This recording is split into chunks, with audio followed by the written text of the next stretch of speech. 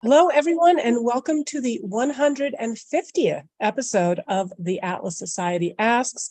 My name is Jennifer Grossman. My friends call me JAG. I'm the CEO of the Atlas Society. We are the leading nonprofit introducing young people to the ideas of Ayn Rand in fun, creative ways, including our graphic novels and animated videos. Today, we are joined by Paul Johnson. Before I even begin to introduce our guest, I want to remind all of you who are watching us on Zoom, Instagram, Twitter, Facebook, LinkedIn, YouTube, you can use the comment sections to type in your questions. Go ahead and get started, get in the queue, and we'll get to as many of them as we can. Our guest, Paul E. Johnson, is the CEO and co-founder of Redirect Health with a background in business, politics, and government, becoming the youngest mayor of Phoenix, Arizona at 30 years old. He is the host of the Optimistic American podcast. You'll see him there at his set. The podcast is aimed at helping its audience regain a sense of hope and agency by focusing on what's right in America. Most recently, he and his co-author, Dr. Emily Basha, published Addictive Ideologies, Finding Meaning and Agency When Politics Fails You. The book pushes back against the media and politicians who hype fear and negativity and challenges all of us to explore ways in which we may unwittingly contribute to the hysteria. Paul, thanks for joining us. Thank you, Jennifer. I appreciate you having me on today. So, the book, Addictive Ideologies, it relates Dr. Basha's origin story at length, and it explores her family's tragic and finally redemptive history in mining examples of the phenomena that of populations responding to loss and repression by identifying and oppressing scapegoats in turn. But I think our viewers would be pretty interested in your origin story as well, particularly the story of how your father and uncle came to Arizona as kids and how their life experiences may have influenced you. Yeah, well, my dad and his brother, their mom died when they were 7 and 11 years old, and they hitchhiked out to Arizona. They started shining shoes in downtown Phoenix, and over time they were picked up by a developer by the name of John F. Long, who put him into a business. At the time, everybody was doing what they called plaster, and there was this brand new innovative product called drywall, and he trained them to be drywallers. And over time, my dad literally learned how to do books and that type of thing at John F. Long's table. Well, my dad and his brother married my mom and her sister. They both bought houses on the same street. They both had 9 children. We had 18 of us that kind of grew up together. And from the time I was 14, my job was to sit down and do my dad's books. I would have to do the ledger and walk through kind of the payroll and learn how to allocate things into different ledgers. And that would be what I'd do at night. And then during the day, he'd come home at usually like 3 o'clock. And if you weren't doing your homework, he'd pack you up into the truck and take you out to the job site. So, we learned how to do hard work. We learned how to do business. We learned a love for business. I remember my mom was Irish Catholic, and whenever I would come home, I remember my dad had no institutional training, zero. He just not in a church, not in a synagogue, not in a classroom. He just was kind of left out of that. But I would come home from mass with my mom, and he'd say, "So what'd those people tell you?" And I'd tell him whatever lesson we had for the day, and he'd say, "Okay, now you remember this." He said, "Those are rules made by somebody else. They're for somebody else. You know in your heart what's right." He said, "Do the right thing." And that was just he had this very, very simple logic, and it definitely spilled over on me. It was one that was very independent, very individualistic, and one that had a firm believer in business and taking care of your family. Well, he also, again, no formal schooling, tragically lost his mother as a child and had to make his way, but also had kind of a benevolent code as well. I remember you're telling me the story once of your somebody coming to the door, one of your father's workers, and why don't you share that story? Number one lesson from my dad. So I was, I don't know, 13 or 14 years old, and this guy came to the door. He had drywall mud all over him. He was sweaty, muddy, dirty. I also knew his reputation. He'd been in jail in his past. So when he knocked on the door, he said, "Hey, I want to talk to your dad." So I said, "All right." So I closed the door and I went down the hall and I said, "Hey, Dad," I said, "there's a guy at the door that wants to talk to you. Sam was his name." So my dad came out and he looked at me and said, "Why didn't you let him in?" So I kind of shrugged my shoulders and he went over, brought the guy in. He made me go get him a glass of iced tea. I remember that annoyed me at the time. But nonetheless, when he was done and he left, he said, "Hey, come here for a second." He said, "What's the deal?" He said, "It's hot outside." He said, "Why'd you leave him outside? Why didn't you get him a glass of iced tea and bring him in and let him have a seat?" And I said, "Dad, that guy was filthy. He was dirty. He's been in trouble." I go, "Why do you want to let him in your house?" And he said, "Oh, son," he said, "you got to listen to me on this." He said, "If there's somebody south of you, then there must be somebody north of you. There's nobody north, nobody south, just east and west at different levels of the horizon." That lesson is one that I've had to remind myself of a few times in life, but it is far and away the most important one that I learned. And that's part of why I fell in love with Ayn Rand, right? The whole thought that everyone is an individual, that it's not enough to believe that you're an individual and that you have the right and the freedoms to be able to do what you want, but you also have to grant that to other people. Now, I found that to be challenging, especially when it came to my kids and when it came to, the sometimes employees. But it's the most important lesson, is to grant them those same rights that you would expect. Now, a lot of our guests have interesting Ayn Rand origin stories in terms of how they discovered her literature, but yours is particularly interesting. So perhaps you'll share that with us.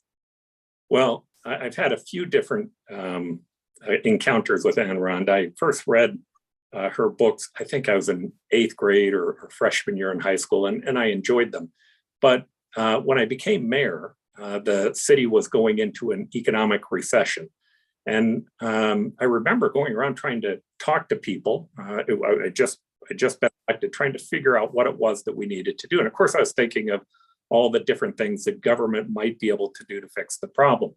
You may not be old enough, but back then it was the savings and loan crisis. The savings and loan crisis had caused the FDIC to come in and accumulate properties into the FDIC, and they were trying to figure out what to do with them. So you had all these property owners that had been wiped out, markets that had been wiped out. A friend of mine who actually has tons of Russian art met with me, and he said, "I'll meet with you, but not unless you read this book." And I said, "Well, I've read it." He goes, "Read it again." Mm-hmm. Right? And it was Atlas Shrugged.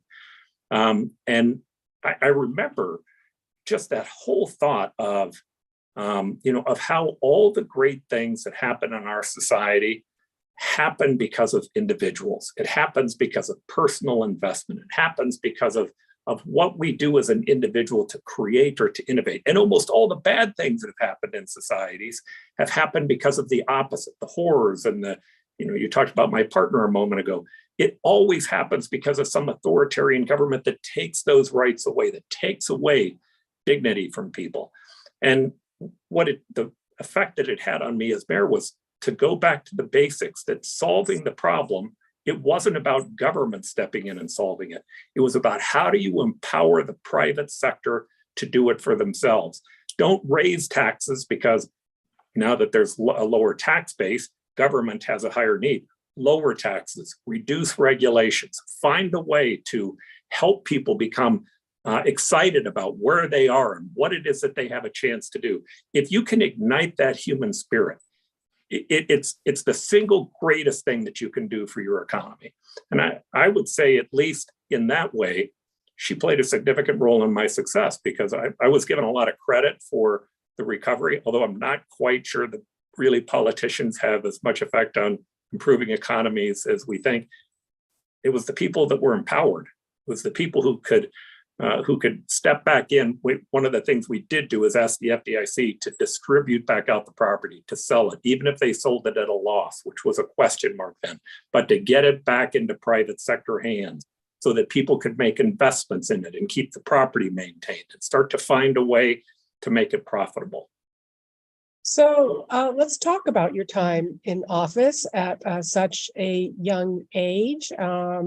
You ran for Phoenix City Council in 1985 at 25 years of age, shocked the political world in a race you weren't supposed to win. So tell us a bit about what inspired you to get into politics. Maybe it wasn't the path that your father had been expecting for you. Yeah, it was, there were a variety of things that happened. In fact, one of the fun things that happened later on when I became mayor was Barry Goldwater asked me that question. I was naming one of the new terminals after him that we were building. And so he came into my office, and he was very popular at the time. He'd retired from the US Senate. But he asked me what had inspired me. And I told him a true story of where somewhere around 5th or 6th grade, he came out to speak to my school. He'd run for president. And I remembered him giving this speech and talking about, he did speak about individualism and quite a few other things. And I said, but the thing that stood out to me, I told Barry this, I said, was watching you give that speech, you really weren't that good at giving a speech. And I thought, hey, if this guy could run for president, maybe I could do that one day. And he looked at me dead serious and he said, my dream was always to come back home after I retired from the Senate and run for mayor. I said, Barry, wow. But That's in any event, yeah,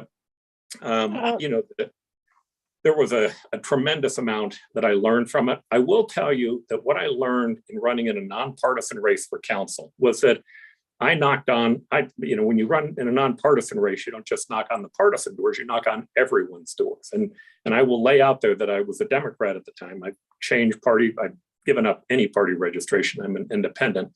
But when you would knock on doors, you'd hear from Democrats concerns about social programs, meaning, parks or the swimming pool or things that they were concerned about their kids' school. But you would hear from a lot of Republicans, especially business Republicans, the concern about regulations and rules and the constraints that government was putting on them. And sometimes the stresses that they had, the challenges of making a payroll and being able to make their businesses work. It wasn't that difficult for me. And I don't know, maybe it was, maybe I was just trying to win the race, or maybe I was young and impressionable, but it wasn't hard for me to begin to see the linkages that existed between the two. That if we really want to have a society that gives us all the gifts, especially that this one has given us, that you have to have an economic engine that works. And government is not the economic engine. The economic engine it's driven by the private sector. Now, government may tap into that engine and draw off resources to pay for police protection or fire protection or the military or whatever else it needs. But if you put too much friction on that engine, you stall it. It begins to have a negative effect on it. And you put friction on it through taxation and through regulation. So trying to ensure that that engine can turn is the only way that you end up having the money to make things work. And that linkage definitely helped me both as not only in winning my elections, but also in being able to operate the city in a way in which was efficient and that worked and that recognized, again, we weren't the economy. We just weren't. It was bigger than us. One through line that I see throughout your early career and even, in this book is a real curiosity and almost insatiable curiosity about knowing the perspective, learning the perspective, being able to see through the eyes of others, and probably has contributed to your success as a businessman as well, because trying to figure out how to make win-win solutions rather than you win at the expense of somebody else. But as part of that curiosity, I read that as councilman, you personally committed to taking on a physical job for a day of each of the city departments, working in a sewer, laying asphalt in the summer, suiting up with the police to raid a gang stronghold. You must have some pretty interesting stories from that time. I have some of the best stories from those times. you're right. I was in a flak jacket running into a gang member's house with police officers during a drug bust. I've had a number of experiences, but the one that I liked the most was I went with every division of the city. And when one of the groups that I went out with was the group that worked in sewers, right? So we would go to these sewers and they'd spray this hose into the sewer in all four directions in the street, and it would bring all the sludge into the center. And literally you had to drop somebody down in the hole with a bucket and a little scooper, and you had to scoop out the stuff into the bucket and take it back out. So one of the young guys that was there said, well, and at this time I was mayor, he said, if the mayor really wants to know what this job is like, he's got to go down in the hole. The manager said, no, we can't do that. And I go, no, I'll do my part. So they hooked this harness up to me. It's got a crane. They drop me down in. It's very dark. The walls look like they're moving, but I'm assuming that it's all the sludge that's been sprayed in.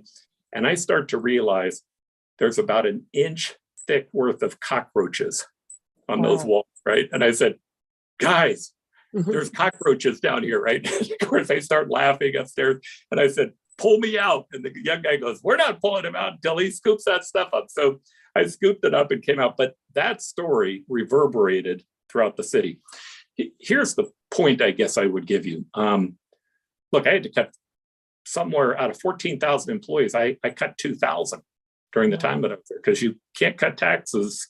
You have to balance your budget in city governments. There's no way to put that onto debt. That has a negative effect on morale, just does, right?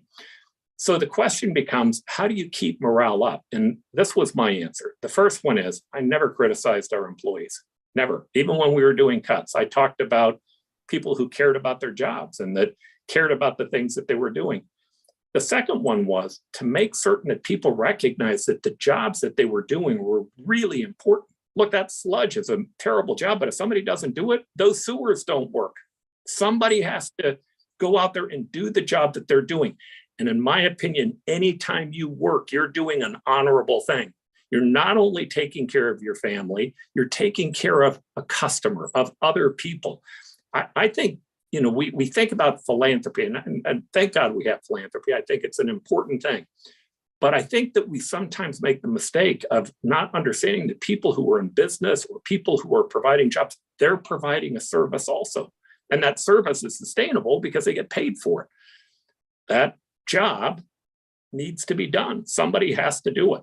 And, to me, even though there were much more dramatic stories that I could have given you, that was the one that mattered, because it's the job that most people don't want to think about, and they certainly don't want to have to do, but it's necessary. Well, speaking of necessary jobs, probably your time grappling with budgets and seeing where, the kind of runaway expenses were. After leaving government, you studied healthcare and served on boards of hospitals and primary care outfits. And during that time, you had some revelations about what was making care so unaffordable. What did you learn, and how did that lead you to start Redirect Health? So I did spend time on a hospital board. I spent time on a new company called Next Care, and then I served in a family care practice. And really my interest was trying to understand, why is healthcare such a problem? I would start by telling you the following, and what I saw and what I witnessed.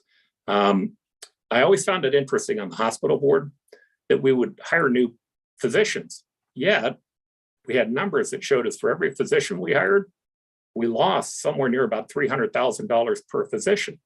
Found it interesting. That's a national statistic. That when hospitals hire physicians, buy their businesses up, they lose money. How do they make it back? How much they charge you for aspirin? How many days they keep you on a bed day? What kind of referrals they're able to get from the physician? The fee-for-service business and the amount of controls and regulations that we put around the healthcare industry makes it maybe one of the most inefficient areas of our economy. It's incredibly inefficient. And government, they love to add new rules, but they rarely go back and look at the old ones to see if they're antiquated or they need to be changed. Now, in my experience, and I don't, I was never in Congress, but in my experience in regulations, they don't actually always come from citizens wanting a better society. Oftentimes, they come from people wanting to stop competition, stop people from being able to compete with them, and to create systems that ensure that they're going to continue to make money. Now, I think that the key is always to have choices in competition. So I'll give you one story that I think best describes the problem, and then I'll spend just a minute on talking about what we do. But the problem, I think, is one that's, you almost have to live it to understand it. So we had a person very early on in our business who came in. They had some high protein counts. Our primary care doctor recognized that in looking at their blood. So we sent them to an oncologist. When they got to the oncologist, sure enough, they found that they had cancer. So they scheduled a time for them to go into the hospital. And when they were scheduled out, we got back a pre-authorization to give to the employer. Again, we represent employers in the process, even though we're really a healthcare company because we have doctors that work for us. But this pre-authorization they sent back to us was for $125,000. Now, I went through the list. It was all based on codes. Again, by the way, there are 85,000 CPT codes in the United States. Most people have no idea what any of them mean, or most of them mean. I certainly couldn't tell, so I went to my doctor. And she said, gosh, I don't know, let's call the oncologist. So we called the oncologist, gave it to him. He goes, I don't have any idea what this says, but he says, why don't we do this? I'll call my billing person. So he called us back and he said, okay, I don't really need to go through this with you. I'm going to change my prescription. What I'm going to do is I'm going to have her come into our office. I'll do the chemo there. And I promise you, it won't run over $25,000. Now, that to me was good news, but my doctor said, whoa, what's my patient not getting? All right, before you do this, I need to know what my patient's not getting. He said, well, okay, let's look at this bill. He says, you see this item here that says $7,000? There's 11 of them. He said, that's the chemo drug. He said, I can buy the chemo retail, all 11 for $6,000. You're paying $7,000 each. He said, see this line item, $2,500? He goes, that's physical therapy, 11 of those. He said, that's somebody walking them up and down the hallways. He said, I'm not going to walk anybody up and down the hallway, but they're not going to have to go to a hospital. They'll come into my office. It'll be done there on a much easier basis, better for the patient. They're going to get the same chemo, the same doctor, the same treatments. Now, the question you might ask is, how does that happen? It's not lost on me that the doctor, his business, 50% of it was bought from a hospital. But I think there's an even deeper reason, which was this. It's obvious to me, he'd never looked at a bill. He had no idea what those charges and costs were. He had no idea what the hospital was doing, right? It's a system that's not accountable. Now, how do you make a system accountable? Here's my read. You bring it back down to the local level. Employers have the ability in the United States under ERISA to have self-insured plans. And I can tell you, even if you just do the basics on a self-insured plan, you usually cut anywhere between 4 to 5%. And I could go through the details of how you do that. But the key that we find in getting literally 40 and 50% cuts is making certain that people have, even people who don't have as much money, that they have 24/7 access to a primary care provider. Number two, that you triage it before they go in, so you have an understanding of what the costs are. Number three, you're transparent about the cost to everyone in the process. And we've been able to provide a product in doing that. Again, I have to be careful in this one because I could go on for the next 3 days on this subject. I do love it. But my partners and I, who created the business, Dr. Berg and Dr. Johnston, the thing that we see and that we know is that if you get them to the right place, you get them the right treatment, the costs in healthcare aren't nearly as expensive as we might think. In fact, there's a Harvard study that says that if you cut out administration, the amount of administration and waste that's involved in healthcare without losing any care, we could go from about a $4 trillion industry to about a $3 trillion industry. Now, some people will hear that and they go, well, gosh, think of all the jobs you'd lay off. What we know is that's not how it works, right? When you create more efficient products, which again are usually done by individuals and employers, rarely by government. In fact, I never saw it happen while I was in government, that they made something more efficient. That didn't mean they didn't make it cheaper, but it wasn't more efficient in the process. The answer becomes that if we want to fix the healthcare system, I think the best way to do it's going to be with the same way that we fix everything else, which is innovation, creativity, releasing the private sector to be able to work on those big problems that exist in it, and to try to make certain that a safety net is important, but in the other areas, empower employers to do what they do best, which is to try to find efficient ways to make certain that they deliver their product. So let's turn to your book, Addictive Ideologies, Finding Meaning and Agency When Politics Fail You. First, what was the inspiration? Was it a reaction to recent events, or was it a long time coming, or did you and your co-author just bring a different perspective, and it was that alchemy that said this is the time for this book? Yeah, so I'd say she and I come from a little bit of a different perspective, sometimes a big difference in our perspective. Her perspective is she's a psychologist, she's Jewish. Her family, they had to deal with Saddam Hussein, who, they went through the process of what authoritarians do. First they come in and they take your identity, they take your individualism away from you, then they take away your property, then they take away your ability to make money, then they take away your credit. And in the end, they started taking away their lives. So their family had to escape, right? And they saw up close what that looks like, what that feels like. I've been to probably almost every genocide site on the planet, or at least all the big ones. I spent a lot of time working on people who were involved in extreme issues, just from a political standpoint. And my fear is a little different. So I'm kind of afraid or worried about not only the divisions in America, but more importantly, how we've kind of grown this alt-right and this woke left that both have a much more collectivist view of how society should work, right? The alt-right, people who identify themselves as the alt-right, Proud Boys, the Oath Keepers, and others, they believe that there is that they're been put into a position where they're being discriminated against or harmed because of racial minorities. And in most cases, and very often, that's the Jewish community. On the other hand, on the woke left, where the alt-right will get involved in physical violence, the politically correct authoritarians, that they tend to look for reputational violence. If you don't agree with them, they immediately put you into the racist category. They immediately put you into the bigot category. And what that's designed to do, and what's very effective, certainly with college professors or other people who are engaged in either in high profile type of roles, is it's very, very damaging. Their reputation ends up being harmed. So, and by the way, that ranges from not just the politically correct authoritarians. I think the 1619 Project is a huge fallacy. The idea that our country wasn't founded during the period of time when the most beautiful document that was ever written on the planet, the Declaration of Independence, that was our country's founding. That's the moral basis of who we are. And when you go back and you look at people like Frederick Douglass argued with the South and said, oh, no. Our country was not founded on slavery. He talked about the fact that originally there were 59 men who served in the Continental Congress, and that literally 23 of them had slaves and the rest were opposed to it. So they left the word slavery out of the Constitution, but his argument was it was based on the Declaration of Independence. Now, why would he do that?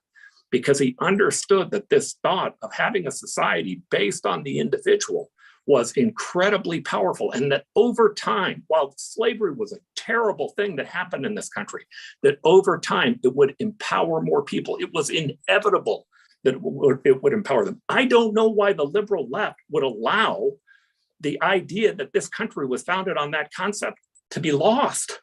That's something that they should, more than maybe anyone else, be trying to hold on to.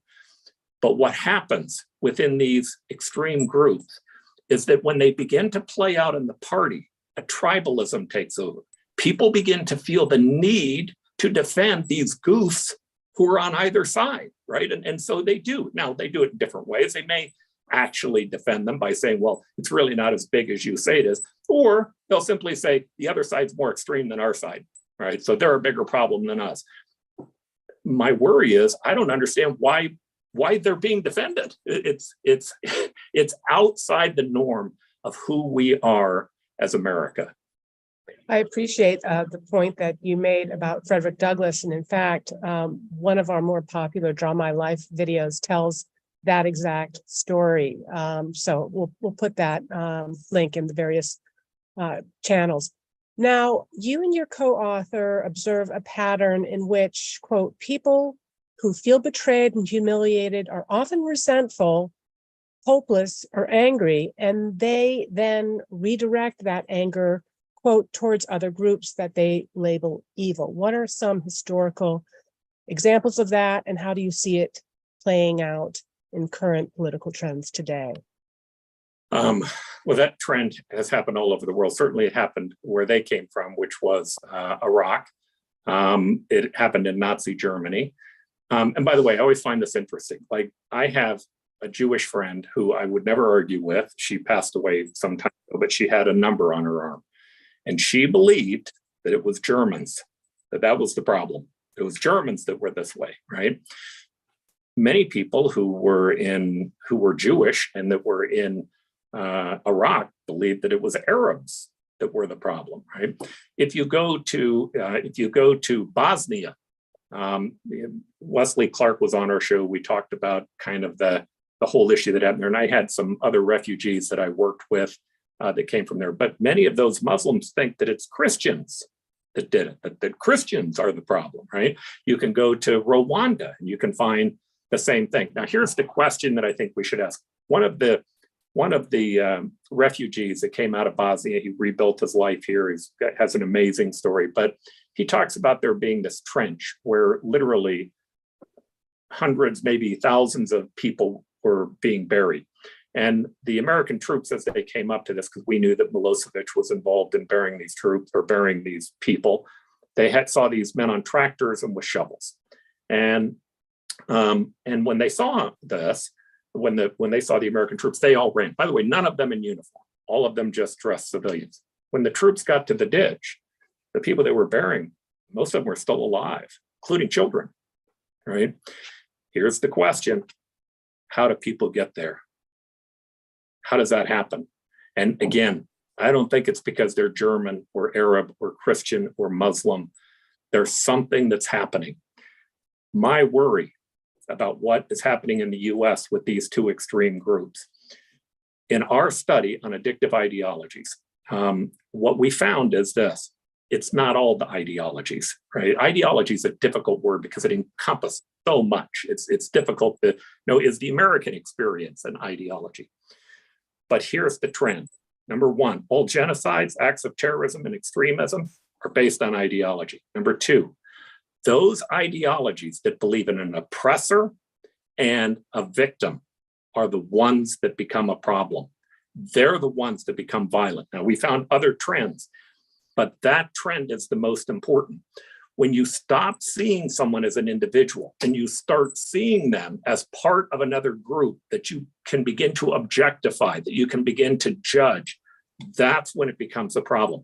And on both the woke left and on the alt-right, we see that. Now, I have friends on the left. One of them said, how could you even say that the woke left is in that same position? And I said, okay, have you ever used the word, have you ever said, well, they have white privilege? He said, yes, I think that they do have white privilege. I go, I see. So you just see them as a group. It doesn't matter what happened in their life. It doesn't matter what took place with them, what struggles they went through. They're automatically privileged. Unfortunately, his answer was yes. Here's my answer to that. I don't buy it. We're all individuals, all of us, and we're all worthy of dignity. We're worthy of that respect that government should have to give each one of us. And we owe it to one another. And I just don't think that, I know that classifying people based upon their group is a recipe for a disaster. So I think you answered one of my questions about when you say ideologies that classify people as groups, that divide people into victims and oppressors, because, your book does tend to use the word ideology as a pejorative, and, describing belief systems that absolve us of responsibility, allow for projection of evil onto other groups.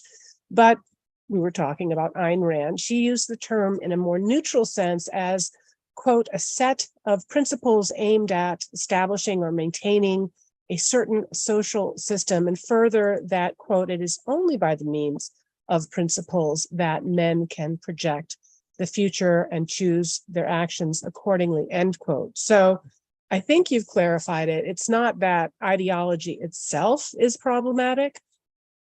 No, we use the name on purpose, addictive ideologies, not ideologies. Now, I know that Ayn Rand might see herself as an ideologue. I don't. I see her more in moral terms. I see what we did as our country in moral terms. But people who would argue with me that don't like Ayn Rand would disagree. So let's just set it aside and say, if we want to call it an ideology, that's fine. But there are ideologies that become more addictive. And those ideologies that become more addictive are almost always those that put people into a victim and an oppressor mindset. Now, a number of things happen. There's actually psychological, physiological issues that begin to happen. So as an example, we all like to be right. We all enjoy being right. Well, what happens oftentimes in these far extreme ideologies is they begin to give people kind of a basic understanding of how the world works. Sometimes they'll give them a whole new language, and it helps them become more successful in arguments. Well, when we win an argument, any of us, we have this release of hormones that include both adrenaline as well as dopamine, and that is an actual high. We begin to enjoy that. But then what happens on these extreme ideologies where we can't listen to other people? Look, I think Ayn Rand's ideology, if that's what we're going to call it, actually says, hey, we should listen to people we even disagree with, right? That is not what the woke left and the alt-right are doing. They don't want to listen. In fact, I think free speech is under an incredible attack in this country by both of those two sides. Now, good news, I think they both only represent about 5% of the total public. I think that we over-exaggerate the strength that they have amongst the public. But nonetheless, they're very loud, and the news networks like giving them both credit. Usually the conservative network focusing on the woke side and the liberal network focusing on the alt-right side and making us believe that we're threatened and that we're endangered by them. So they have a voice that's bigger than who they actually represent in numbers. But the key for us is to understand that as people begin to get engaged with them, they begin to ostracize people that care about them, or people that care about them no longer want to hang out with them. And that's when they start hanging out with people who are more ideological and who are more vitriolic and oftentimes violent. And that's the concern that we have to have is when does it become violent? I can venture to say I just don't see people who would follow objectivism as becoming violent. It's the opposite of what we would promote. Yes, no, I agree that objectivists would not see collectivizing people as a group, as a means of dealing with people and trading with people. But I think that, and it's a bit of a question of semantics, but a love of ideas, an ideology, a set of principles, but certainly when it becomes an obsession and it becomes extreme, I think it's something that it's worth. I saw her comment on that. It was about vision. Hey, we have to have some ability to be able to think out into the future. And the economics plays a huge role into that. And without some structure or some way of being able to see the world, it's very hard to think about where we're going. So in that way, with her definition of ideology, I would agree, which is, again, I was insistent. This had to be addictive ideologies. Okay. All right. Well, we have, I'm addicted to your book, and I have a lot of more questions about it, but we also have quite a few audience questions, and I'm going to try to get to some of them. We have about 20 more minutes left, so we'll take a few of these and then see if we can return to the book. So My Modern Galt on Instagram asks, what do you think is the most important advice for young people who want to get into local politics? It's a great question. To get into local politics, I think the single most important thing is to have the desire and want to. Look, I became mayor of Phoenix at 29 years old. It's a place that if you decide that you want to do it, and this is with a family that had no connection to the power establishment of Phoenix. What I would tell you is, though, start small. Start with a school board, start with running for the legislature, start with running for the city council. Find a way to build up not only your experience, but also to make certain that you're interested in it. One of the things that Anran said that I used to think about all the time when I was mayor was this whole idea of people who go into something that they didn't really want. It really wasn't the thing that they were interested in, but somehow or another, they felt compelled because of society or other people to go do it. So they weren't really fulfilling their own sense of purpose. They were fulfilling someone else's. I think I told you this while you were here. I had the chance to meet Sister Teresa, Mother Teresa, when I was mayor. And she actually came in to chew me out because she had a home that she wanted to build in a neighborhood. And it was in Mary Rose, or a council member's district who was Hispanic, who at the time didn't want it. And so I was trying to explain to her that it was involved in council politics. And she's about, 4'11", puts her finger in my face and she says, I'm not asking you what the council person's going to do. I'm asking you what you're going to do. I admit I folded immediately. I said, okay, I'm in. But the point is, she really cared about poor people. It was where she found her happiness. It was where she found her sense of meaning. But I had a number of people who would go on to things like the Homeless Council. And they were really more interested in building a resume. And they made it hard to go in and find solutions. Now, my goal at the time was to try to get private sector minds on the homeless committee that could help us think outside the box. But when you're so concerned about your resume building, then you don't want to upset anyone who might have an alternative idea, which means the people who I put on to represent the private sector and private sector thinking, I might as well have not have put them on the committee because all they did was agree with the other people who were the strong, hard advocates about what needed to happen. Again, here's my answer to you. Start small. Make certain it's what you want. And then the last thing I would tell you is, and this is sometimes hard for people to see, if you look at the big problems that we're going to solve in society, that we need to solve to be successful, it's not going to be government that's resolving them or solving them. The ability to fix, to create an electric car, to create a driverless car, to cure cancer, maybe even to extend human life, the big things that are really going to move human progress forward, they're only going to happen if we have people who can innovate and who can create and who can produce the products that we need, meaning it's going to come from the private sector. If you're going to go into government, think about going into government with the thought of, my goal is to empower them. That's what we want to do. And I'd love to see more people go into government with the goal of empowering them.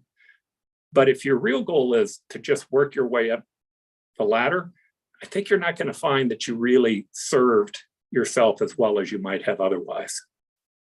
Great advice. Okay, from Facebook, James Stein has a great question. Looking back during your past time in politics, do things seem more polarized now, or do we just perceive it as such? I think that's a great question for you because, you've been in Arizona politics. Arizona has also undergone certain political shifts.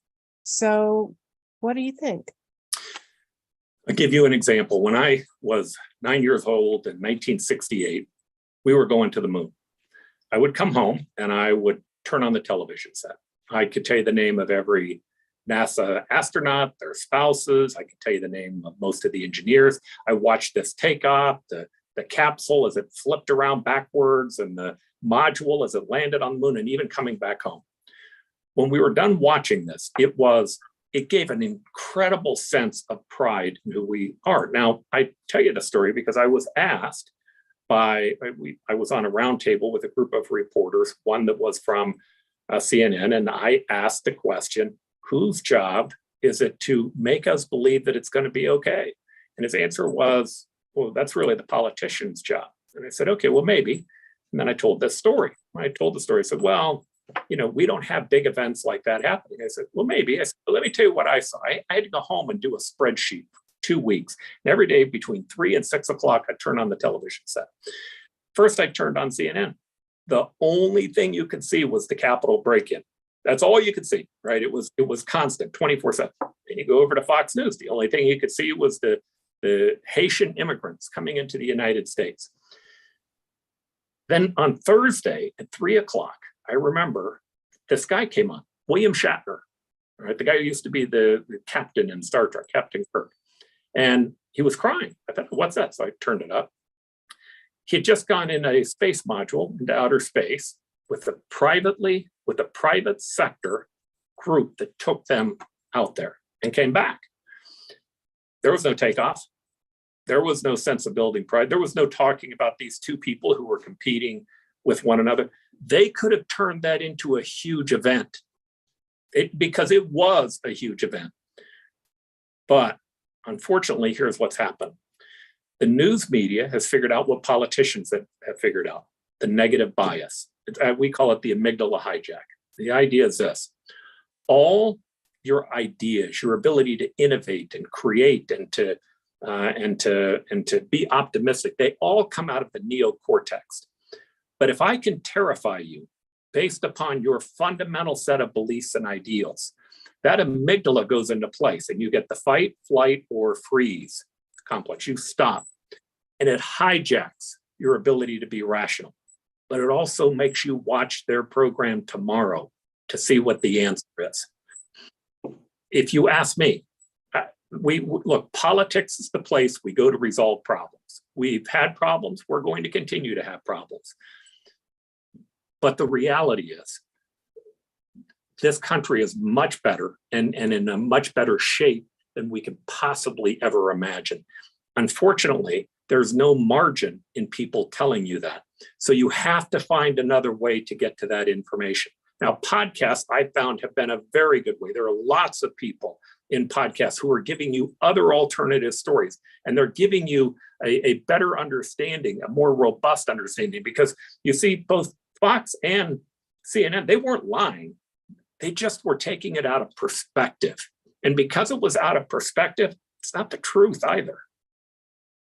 So speaking of podcasts, you also talk about the importance of making more space for optimism and pushing back against the cottage industry of alarmism and the 7 ideals of citizenship.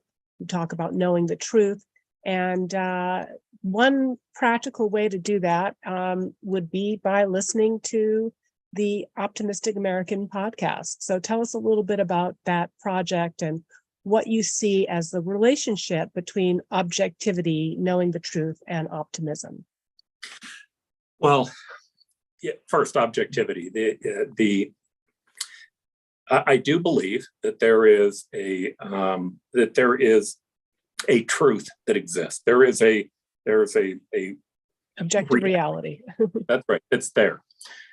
It takes our reason to be able to understand that and to be able to put that into context. Now, when we're beginning to try to use rationality, again, which comes out of the neocortex, the same place that optimism comes from, I would tell you that there are going to be 2 types of people. There are pessimists. Pessimists are always going to be there, and they have a belief that it's all going to fall apart. And then you have optimists who have a belief, or at least people who are optimistic, maybe not optimists, but they believe that, in fact, we can fix the problems.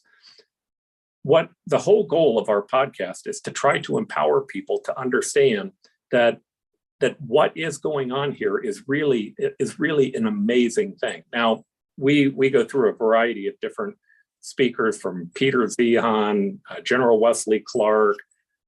We've had on just a wide variety of guests, but they're always talking about the great things that are happening here. Now, that doesn't mean that you don't focus on the problems, because being optimistic doesn't mean that you ignore the problems. But the thing that's clear to me in watching this over the years is that year after year after year, you get these groups who give you these projections, or they alarm you about what it is that's happening, and then somehow or another it gets fixed, right? If we look back a decade ago, maybe 2 decades, we were terrified about the Japanese. We thought that somehow or another they were going to overpower the United States. When I was mayor, I remember people getting mad at me because they were saying, the Japanese are coming in and buying our land. And I said, look, we buy their cars, and then, our money goes over there. They buy our land, and our land stays here. So why are we upset about that? Let them buy as much of our land as they want to. It's a free market.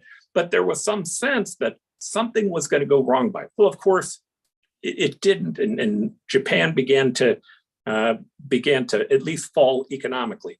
We were terrified of China, and I think there are reasons for us to be afraid of where China is. But I think long term, they don't have the sustainability that we have. But these alarm us. That when again, the 1960s, I remember The Population Bomb was the big book. It was a book about how our population was getting out of control, and we were not going to be able to sustain a planet with 7 billion people on it. And that effectively it was going to cause mass starvation. It was going to cause huge environmental problems, and the world was going to fall apart, both economically as well as socially. What didn't happen? Why? Because somebody figured out how to grow more food on less land with less water. That's why, right? We were able to feed them.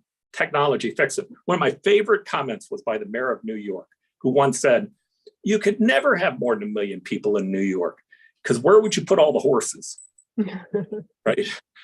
We figure things out. Things change. I just happen to believe that the people who are going to solve the problems are the people who believe that we can. So one of the themes at the Atlas Society is gratitude, and it's also one that you explore in your book. How can gratitude enhance your sense of agency and serve as an antidote to envy, victimhood, and resentment? I love Viktor Frankl. He's Me again too. and I love Viktor talks about a variety of things. He talked about going into Auschwitz. He said that 9 people were taken to the left, 1 to the right. The 9 that went to the left, he thought were going to be in work, and the person that was separated out, which were mostly men, he thought they were going to kill. Well, of course, the opposite's what happened. His entire family was wiped out. He ends up in this prisoner of war camp, and he talks about the incredibly harsh conditions. In those harsh conditions, he talks about how men got down to literally weighing 90, 100 pounds. They lost most of their body weight, and they were on the verge of death. One individual, he said, was just convinced they were going to be saved on a date certain. And so he prepared and got ready for it and did everything he could. But then what happened was they weren't saved on that day. And 5 minutes after midnight, he died. And he tells that story to tell you how much people were on that fine line. But he took the view that there were things that they could do to find meaning, and that if you could find meaning, it would have an effect on extending life. Now, he was a psychologist. That was his love. That was the thing that he put his time into. He said you find meaning in who or what you love. You find meaning in what you create, what you're able to produce, and you find meaning in struggle. So, he got the people who were in this work camp to watch the sunset every night. And he said that when they would watch the sunset at 5 o'clock, they had to keep working, but they would come back and they would get in bed and they would all talk about that sunset. Now, again, what's all this about? Free will? Even later on in his life, when they asked him about Nazis, he said, well, not all the Nazis were bad. Some of them were nice to us. Some of them were kind to us, and others were mean and horrible. Right? He chose, in his mind, not to be a victim, to put himself in a position where he was grateful for the things that he could be grateful for. What I love about his story is if he can do that, goodness gracious, with all the things that we have going on great in this country, we can find a way and a place to find better happiness. And gratitude, to me, is where it starts. So for those who would like to check out The Optimistic American, you've done dozens of interviews, and the interviews with Joe Polish, Brandon Tatum, Steven Pinker, those were just a few that caught my eye. Looking back, what are some of the interviews that particularly impressed, surprised, or enlightened you? Well, I've loved all of them. I will tell you two that stand out to me. This is one. I have been an Ayn Rand fan my entire life, and I don't quite remember how we ended up totally getting connected. But Peter Worrell. That's right. But it was an important deal to me. It's a big deal to me to have been connected. I also want to state, I think the work that you guys are doing with kids, my biggest worry is that people lose an understanding of who we are and how it is that we became great. And I think Ayn Rand exemplifies it probably better than anyone else. My second interview is one that not as many people watched. I like it. It's my own personal favorite, but it's not, if you watched it, it doesn't compare to the brilliance of Steven Pinker, right? Steven Pinker is, the intelligence went up 4 times when he was in the room with just he and I. So, but what I love about Jerry Moyes is that Jerry was a guy who started with one truck, a brother, and a dispatch system. And he worked it. He was a poor kid out of a rural area with no money. And he worked this little company, and he kept adding trucks, and he kept building out his business, and he found a way to be more efficient, and he found a way to make certain the trucks could get there on time. And he began to innovate to make certain that he could get his trucks fixed quicker than other people could. He built out the largest trucking company in the world, Swift Transportation. Now, when Jerry would, after we did the podcast, I remember he went around and told some of my friends, he goes, yeah, he said, Paul had me do that thing where you get together on your iPad. You didn't even know the word podcast, right? But I recall when Jerry would show up to talk to us at City Hall because he was trying to build out a distribution center or whatever, there'd always be like 7 suits, guys with just dressed impeccably, and Jerry in his cowboy boots and a pair of Levi's and a shirt. And he was always just, very humble. He was proud of what it was that he built. But I wish we had more people like him. I really do think if we had more people like him, that we'd fix a lot more problems that we have. Well, I think that highlighting, celebrating stories of successful entrepreneurs, people can relate to them, their narratives, they're personal. And it's not just all about theory and white papers. I think being able to tell the stories of the great people, and of course, the great Ayn Rand did that with her heroic novels of great entrepreneurs and architects and engineers and visionaries. So, any final thoughts before we close? Anything that we didn't get to cover? Sure, I'll just give you kind of one last thought. I find in our society this concern that seems to be happening from people who are gravitating towards both ends. I spent time in government. I watched the things that government did. There were a lot of things in government where we created inefficiencies, but there were good things that we did also. We built roads and highways, and we put people on the moon. There were great things that happened. The most important thing our government ever did was it empowered the individual over itself. That concept took the ability to resolve problems and magnified it. It created 10,000 more points to be able to go work on those problems. The single biggest, we see what's going on in China and Russia. Those are fragile societies. They're fragile because it's based upon one person, based upon an authoritarian. I've listened to people saying, well, our leaders aren't as good as them. You're wrong. You're just looking at the wrong leaders. There's lots of leaders. The key I would tell people is the same advice that we gave earlier to the young folk. You can be a leader in business. You can be a leader in changing the way that we address any problem. You can be a leader in improving human progress. And the greatest way to do that, overwhelmingly, is by being an entrepreneur. That is the perfect place to close. I want to remind everyone, encourage you to go out and get Addictive Ideologies, Finding Meaning and Agency When Politics Fail You. Sign up for the Optimistic American podcast. And do we follow you on, where's the best place to follow you? Newsletter, Twitter? We are on all platforms, but you can find our podcast on YouTube, or you can find it on Apple, Spotify. We're on all of them. And then we have a Facebook and Twitter and all those types of sites as well. Terrific. Well, thank you, Paul.